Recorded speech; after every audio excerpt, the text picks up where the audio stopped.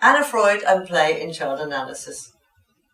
Anna Freud's perspective on play has been misunderstood and distorted in some circles, to the extent that it has even been said that Anna Freudian child psychotherapists or analysts do not use play. This is a gross misconception. Play is absolutely central in Anna Freudian as well as Winnicottian child analysis, especially with young children.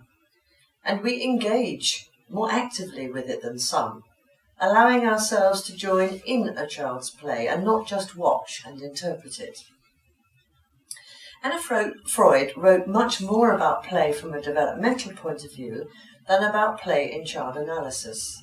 Initially, it's true, she did downplay it, thinking that words should take precedence, which led to a controversy between her ideas and Melanie Klein's play technique. However, Anna Freud soon refined and elaborated her position by explaining why she didn't agree with Melanie Klein. That Klein's exclusively symbolic interpretation of play neglected a developmental perspective and bypassed the vital importance of the ego and its defences. She said that although symbolic interpretation allowed certain flashes of direct insight into the child's unconscious, it seemed open to objection of various kinds. Like all interpretations of symbols, it had a tendency to become rigid, impersonal and stereotyped, without being open to corroboration from the child.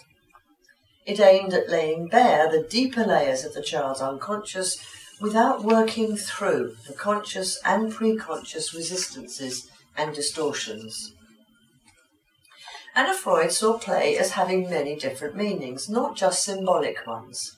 She wrote, "Nursery school teachers may have a very good idea what each newly emerging play interest means for the child, what constitutes the expression of instinctual concerns, such as the filling and emptying of vessels, what serves reasoning, what mainly ambition, imitation of motherliness, or the wish to grow up in general. When a child builds with blocks, to add one to another until a high tower is achieved, is as pleasurable for him as it is to throw over the structure and scatter the blocks. It would be an error to believe that only the former is done in a positive mood, the latter in anger, disappointment, frustration.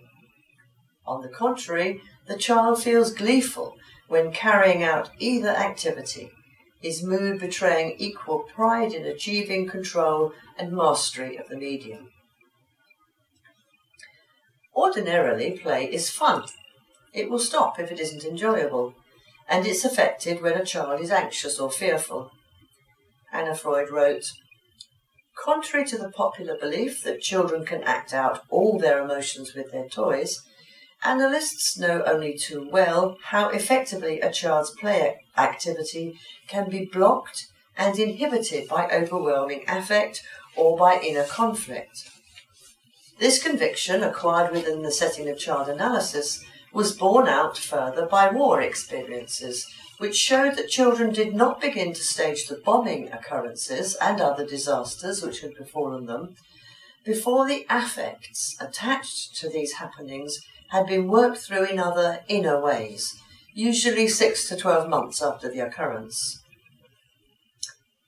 She cited Laura, who did not play when in hospital. She wrote, "The teddy bear which she brought from home, together with a cherished blanket, is merely held and cuddled, clung to, a link from home. Laura certainly played when seen first in her own home, but under the impact of her hospital experience, she reverts to using her toys as transitional objects in Winnicott's sense of the word. According to experience, one would expect Laura to begin to play hospital, doctor, or nurse at home after the usual time lag." I learned a lot about play in child analysis from my first training case at the Hampstead Clinic, 7-year-old Sally. She needed very strong defences to protect her fragile narcissism and couldn't tolerate any direct talking about herself, So most of the analysis involved working in displacement on the toy's feelings and worries. Sally's mum described her as an extremely sensitive and shy adopted child who cried over the slightest criticism and, despite good intelligence, couldn't read. Sally knew about being adopted, but insisted that she'd come from her adoptive mummy's tummy. I made the common mistake of new trainees in thinking that I should interpret Sally's anxieties and fears from the start, but this just increased her anxiety and led to wild behaviour. She threw the toys about, overturned the furniture, and ran out of the room yelling abuse. With my supervisor's help, I learned to act more naturally, and Sally soon felt safer and began to play. The games revealed her view of herself as smelly, damaged, and destructive, and therefore thrown away by her birth mother and unwanted by her adoptive mother. In child analysis, unwelcome self-representations are often externalized onto the analyst. So I was cast in a school game as stupid Selena, while Sally was the bossy, strict teacher who punished and humiliated me. Another stupid girl in our class was the doll Lucy, who became the embodiment of Sally's denigrated view of herself. We managed in the play to get Lucy into analysis, but at first Sally confided, "Lucy isn't ready to talk about her worries yet. She just wants to play." And I whispered, "That's okay. Anyway, playing is also a way of talking about worries." Later, Sally could tolerate interpretations of the doll's worries in therapy games. Sometimes Sally used dramatic play defensively if I got too close to her painful feelings. In an ongoing game with the ugly and broken fairy doll who was badly treated and thrown away, I voiced the fairy's sadness. Sally told the fairy, "Ask a witch for magic wishes." But when I said the fairy's first wish was not to feel so sad, Sally, as the witch, quickly turned me into a frog who could only croak, very effectively shutting me up. In another ongoing game, Sally was Dogtanian, a little dog cartoon hero who tried hard but kept making mistakes. One day, Dogtanian was asleep in the castle when everyone left for dinner. Waking up hungry, sad, and cross at being left alone, he hid and refused to be found. Sally and I made a wanted poster for him, and she asked me to make long searches for Dogtanian as she struggled with feeling unwanted and longing to be claimed lovingly. We played out many of Sally's adoption theories, such as how she felt thrown away like worthless feces. The doll Lucy was made to stand in the corner for getting her sums wrong and doing stinky poos. And when I voiced the doll's despair, Sally retorted, "I don't care, she was born stupid, ugly and stupid." A fantasy emerged of the adoptive mother as a rescuer who searched for Sally after she had been discarded by the birth mother. Sally had often thrown the fairy doll into the bin. She was stupid and smelly and should be flushed down the loo. Now, she said the fairy was sad, frightened and lost in filthy sewers, and cried out for help. She wrote, "Dear Mrs. Parsons, please save me," on pieces of toilet paper, and I would search for the fairy. One day, she announced, "The fairy does have a mummy, you." I spoke of the fairy's sad muddle and wished for me to be her mummy, and Sally replied angrily that the fairy's mummy had died. Her pain and anger being no longer containable, she violently attacked the fairy, torturing it and smearing it with plasticine. Sally hadn't previously tolerated any mention of adoption, but something important now surfaced, and at home she interrogated her parents about the adoption and why her birth mother had given her up, the first time she'd asked such questions. When I saw her next, she looked wildly anxious and ran ahead to hide behind the chair in our room. After a tense silence, she burst out, "I want to tell you something. My mummy gave me away, and then I had another mummy. but don't tell me I have a big worry today. So we spent the hour having happy birthday parties for D'Artagnan to help her recover before working again on her painful feelings in the play. Having faced the reality of her adoption, Sally began to read. The release of curiosity, previously restricted, it seemed, for fear of knowing about her origins, was now more available for learning, and being able to give up the humiliating view of herself as a non-reader was a big boost for her self-esteem. Soon afterwards, I had to be a queen who left her newborn baby to look at D'Artagnan, who had just arrived on the doorstep.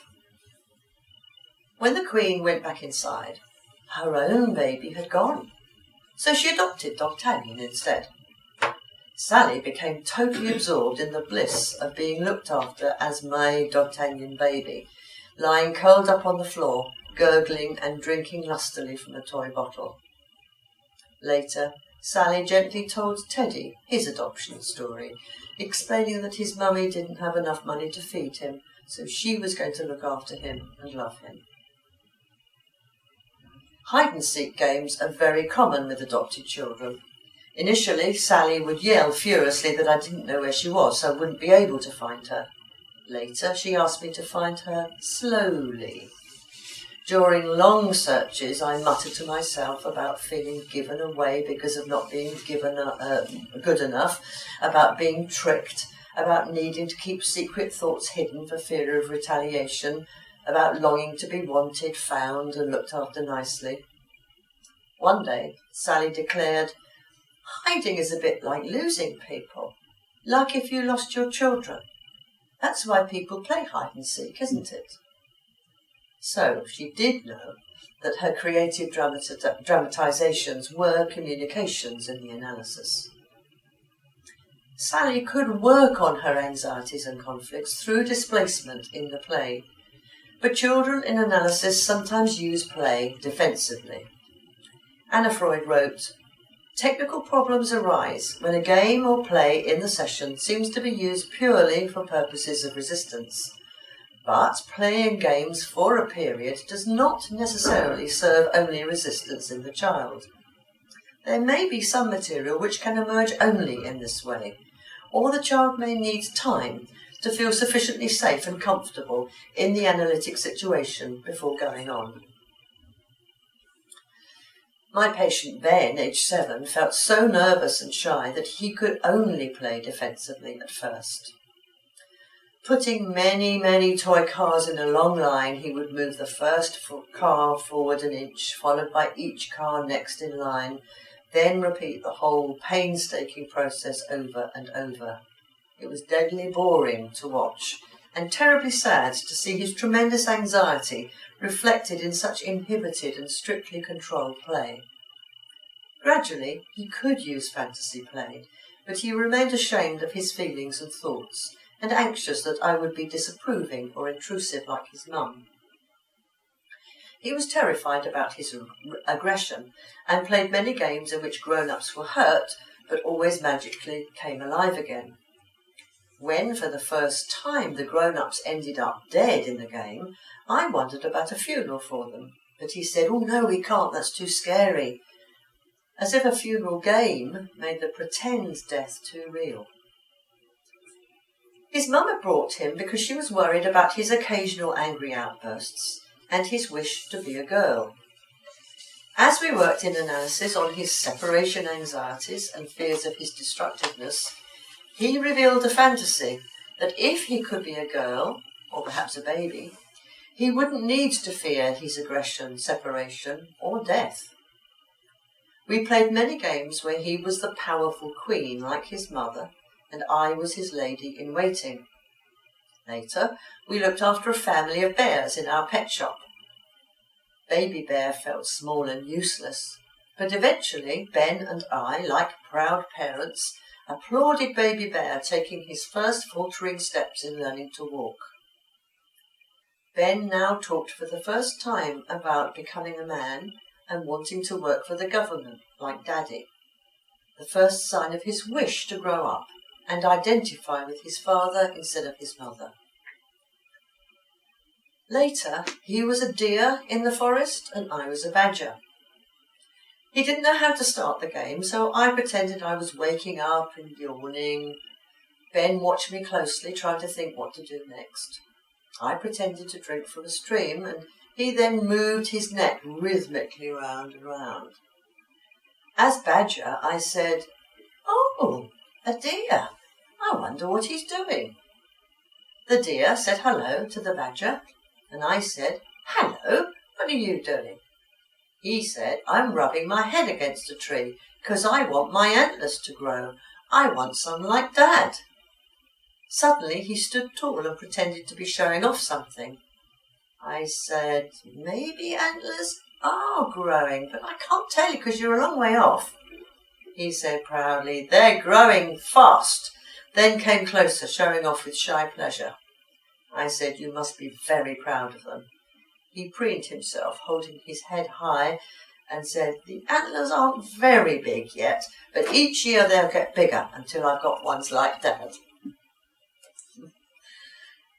Audrey Gavshan, who trained with Anna Freud, outlined the differences between playing in general and playing in analysis. She wrote, "The analyst, through verbalization and interpretation of conflicts, defenses, and transferences, aims to encourage the child to transform fantasies via playing into meaningful communication. Playing then takes on a special meaning within the analytic relationship. It is the process which necessarily involves the suspension of reality.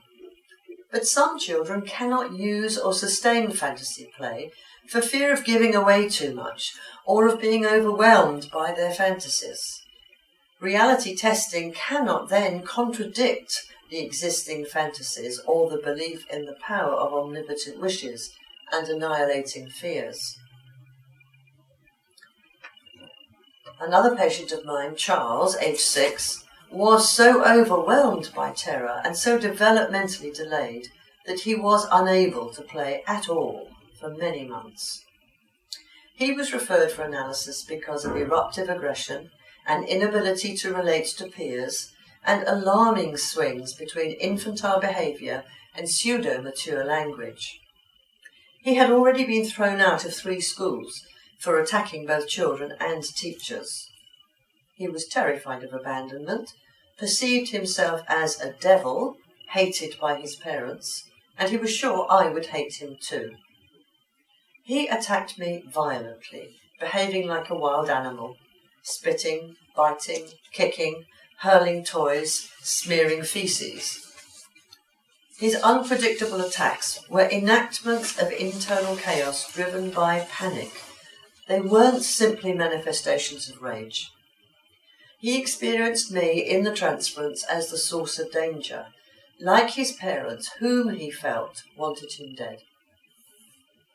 He erupted in wild terror because he lacked resources for processing his feelings and thoughts in symbolic form, either through play or words, and he had no effective resources or defences to manage overwhelming internal states. Talking just made things worse, so for some time I simply had to survive without retaliating and try to offer him a sense of safety and containment. My initial aim was to try to provide a benign protective experience and to help Charles recognise impending danger, the approach of what I called spilly feelings, so that he could prepare himself by using anxiety as a signal, then be able to build appropriate defences to manage his overwhelming anxiety and feelings and channel them into play and words. Very gradually, play took the place of violent body talk. One day, he built a dam and spoke with mounting anxiety about the dam breaking and destroying the nearby town that he built. I realised that a dangerous, spilly situation was approaching, but didn't interpret this directly, knowing it would catapult Charles into a spilly eruption. Instead, I used displacement in the play. I said, "You built such a lovely town, it would be awful if it got destroyed by the dam breaking, but I've got an idea to keep it safe. How about making channels at the bottom of the dam to let out small amounts of water? The dam won't break. The dam won't break then and flood your town, like this. And I showed him, carefully removing a few bricks at the bottom of the wall. Charles was immediately relieved and kissed me. I then said, sometimes feelings can spill out like the water in the dam. I'd like to help you find ways of managing your spilly feelings so they don't flood you. And this perhaps less understood use of play in child analysis is what Freudians mean by developmental therapy. I was fostering Charles's ego development by offering ways to manage overwhelming feelings. I'm hoping that these case examples will have shown some of the many meanings and functions of play in child analysis, but I'll end with some thoughts on technique from Audrey Gavshan, who wrote, constant interpretation of symbolic play can interfere with the child's pleasure or willingness to play with the therapist. The unfolding of fantasies will therefore be hindered rather than helped. The child analyst has to find ways to sustain the child's analytic motivation, and to this end, the therapist may sometimes change the mode of involvement from following the child's play to leading it. By understanding and responding to the expression of fantasy, a pattern of exchange develops between the child who brings the material and the analyst who tries to shape it in a way which becomes therapeutically meaningful. The patient becomes aware that playing has become an important language of therapy, and this awareness enables the child to pursue the process of self-discovery.